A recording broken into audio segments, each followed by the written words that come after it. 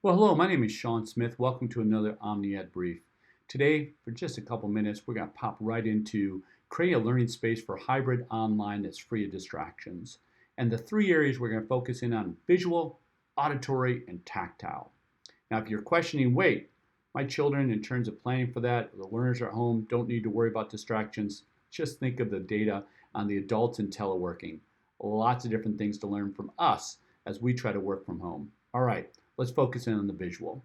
First, as a parent, consider a scan. As an educator, consider helping parents scan their environment. Similar to what we would do maybe for we're looking to buy a house, we're going to check out that home to make sure everything's hunky-dory. We're going to do the same in terms of, oh gosh, those pictures on the wall might be a little too distraction, brings back too many memories. The clutter in the cabinet or that's sitting on the shelves, oh, not only clutter, but it's also reminding me of the game I want to play, the book I want to read. We'll just cover it up temporarily with bed sheets. Maybe those posters that are phenomenal, and Justin Bieber is one of my son's favorites, or my nephew loves Star Wars. Maybe we take those down and put up schedules. Now, we could do it during the week, and Saturdays and Sundays, we could always change it back, but those are the types of things that can offer easy distractions. From an auditory perspective, think of it. Auditory brings in so much different things in terms of sound. Everything from, it often prompts us to think about things. It creates a visual. It might even engage us, but all in a manner we don't want to focus in on. So instead, what we first want to do in terms of the auditory is do another scan. Listen. And not only listen for 9 o'clock in the morning, but what happens at noon? What happens at 1? And it could be parts within the house. It could also be a lot of things happening outside. So think of some things. Headphones, awesome. And it could be fairly inexpensive headphones. And it could be headphones, of course, disconnected from any type of wiring that's just there to cause, kind of take out the noise in the background.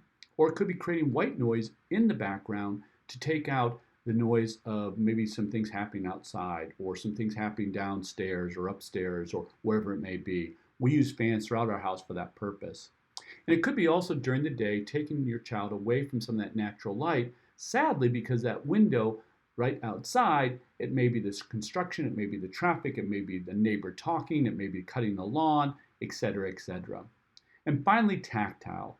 Tactile, really important. And when we think of tactile, we can think of temperatures, we can think of clutter. And let's think about clutter. We really need to think about that environment we're working in. And of course, this is an extreme example, but it could be subtle and simple things.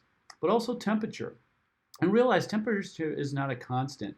What might be appropriate at 9 a.m. is not appropriate at noon and may not be appropriate too. Maybe we're on the shady side of the house in the morning, but the sunny side of the house in the afternoon.